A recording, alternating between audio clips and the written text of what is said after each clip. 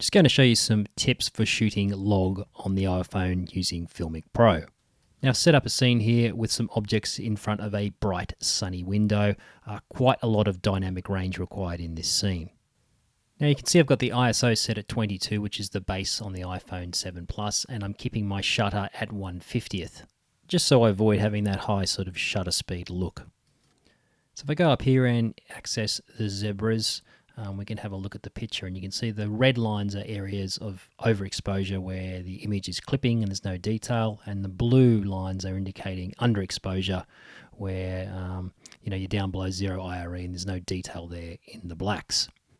So if we take that off and go into my false color here, you're going to see that red is indicating overexposure, blue is indicating underexposure, and things that are basically in the green or the gray are properly exposed. So I'll get back out of that and just show you that's the peaking, which is pretty handy. Now if I go into this setting here, this is where I can access all my gamma curves here. So there's natural, dynamic, flat, and log. And you can make a variety of different adjustments here.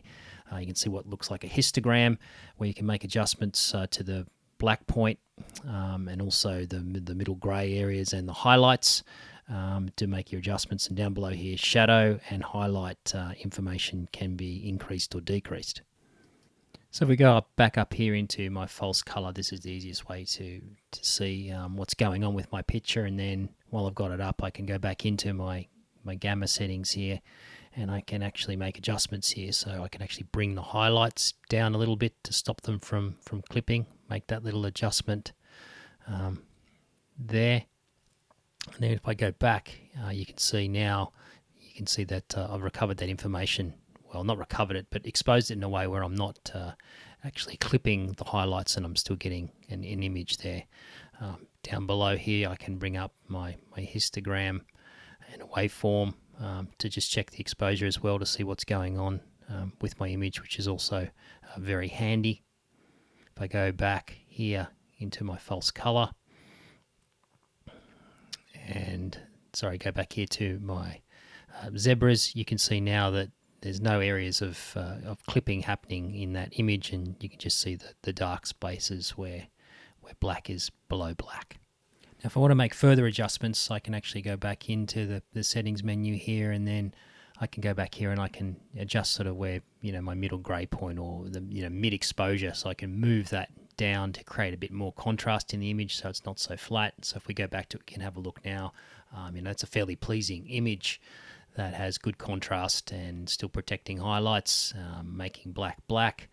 A good overall looking image. If we go back to false color, you can see here now even more I'm reduced down the sort of highlights there, and I've got an image where I'm not clipping much information either in the highlights or the shadows.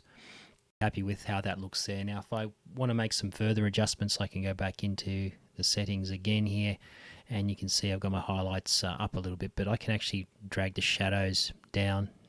As you can see, I'm going to drag them all the way down here to -87, and you can see you get a really sort of strange looking image here. You're really reducing the blacks down to absolutely nothing, and they look a little bit weird. And if you have a look now on the false color here, you can see it's not actually showing it how black they actually are, but you're sort of reducing it down to a point where the image just looks wrong. It's a way of reducing noise when you're shooting log to lower the shadows down this much, but you end up with a very unnatural looking image. So I'll just bring those back up again. If we go the other way, I'm now going to bring up the shadows plus 100% or plus 100. You can see now you're getting a lot of information in the shadow areas. Now this might be fine and you can see a lot of detail, but you see a lot of noise as well. If you're at particularly at higher ISOs, the image will become unacceptable. You can see there now I've got basically almost nothing below a 0, and on the histogram down there you can see how elevated the blacks are. So that's my image there with the blacks elevated. Again, not a good idea in a lot of situations because you may find you just adding so much noise that you can't get rid of it. So go back into the settings here again, and we'll move that back down just going to put it at a level that I think is okay, which is at 22.8 there. And again, I can actually move my highlights back up slightly here on the slider scale, and we go back to the image, and you can see a bit of an improvement there. You're sort of adding a bit more black back in there, and getting some more contrast in the image to make it sort of look more normal again. Still maintaining plenty of detail there, you can see in the highlights on that window. This sort of settings here are providing me with a pretty sort of accurate indication of how I'd like to probably shoot. So if we go back into the settings again, you can see all the different settings here. We've got natural, dynamic, flat, and log. If I go back to the natural image, you can see, it's quite pleasing. There's still a lot of dynamic range there. Not a huge difference between it and log in terms of dynamic range, but a nice contrasty image, as you can see when we go to false colors. Nicely balanced, nothing clipping, black is black. Overall a really nice image, which I actually prefer shooting with this gamma curve than log, because I think you get better results. Go back to log again, and you can see here, very similar. You can just see where the blacks are elevated up slightly more than you were getting using the natural gamma curve. You can see the differences there on the histogram as well. We go back to natural again and go back there, and you can see it's doing a much better job actually as well of maintaining sort of some highlight detail you can see in there. I just think it works a lot better than trying to shoot in log, and provides you with very impressive results considering what it's doing. Oops, sorry, I'll just get back out of this and go back in there again. Again, I can keep it here in the natural profile. I quite like using this one. It provides very good results straight out of the back. And what I can do if I want to make it look a bit more sort of loggish is I can just bring up the blacks a little bit. So I just elevate the blacks up just very slightly.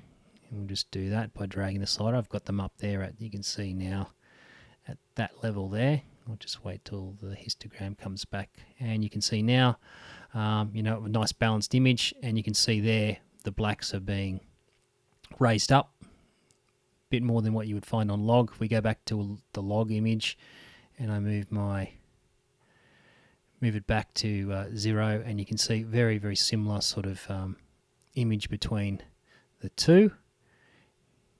And that's one of the main reasons I think for shooting in that natural profile, or that gamma curve, so to speak, is that it provides an equally good amount of dynamic range, and it's a lot easier image to deal with. Now here, if I just take the highlights, trying to protect the highlights, and go down to -100, you'll find you get this really weird sort of effect where particularly blue channel information and stuff gets turned to almost grey, and whites and highlight areas just sort of disappear and blend in. We can see that if we go back here to the false color, that it's basically trying to make the highlights exactly the same as your middle grey or your mid exposure points.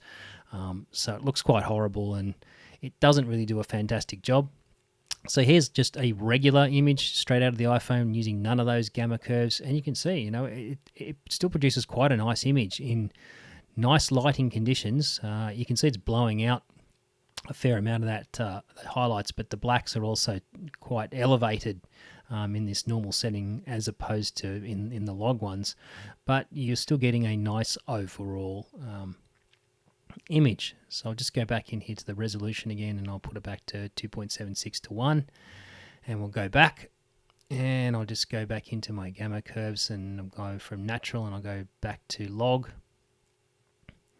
And I'm just going to bring the highlights down just a tiny bit, and we can pump back up, and you can see there I'm protecting the highlights there a lot better than what I was doing, and the blacks are still elevated, so I've got some information in the shadows. This is just something that is the main difference when you want to shoot log, and it's the big difference between shooting in a normal profile and using these particular gamma curves, where you can actually control this this part of your image, which is nice.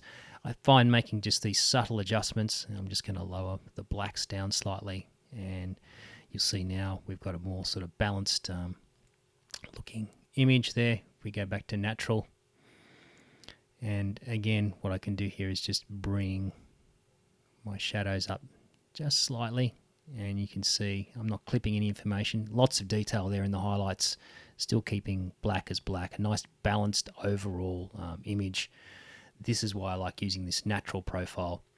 I think it does a lot better job than if you try and shoot log. There's no real benefits to me for shooting the log over using the natural profile.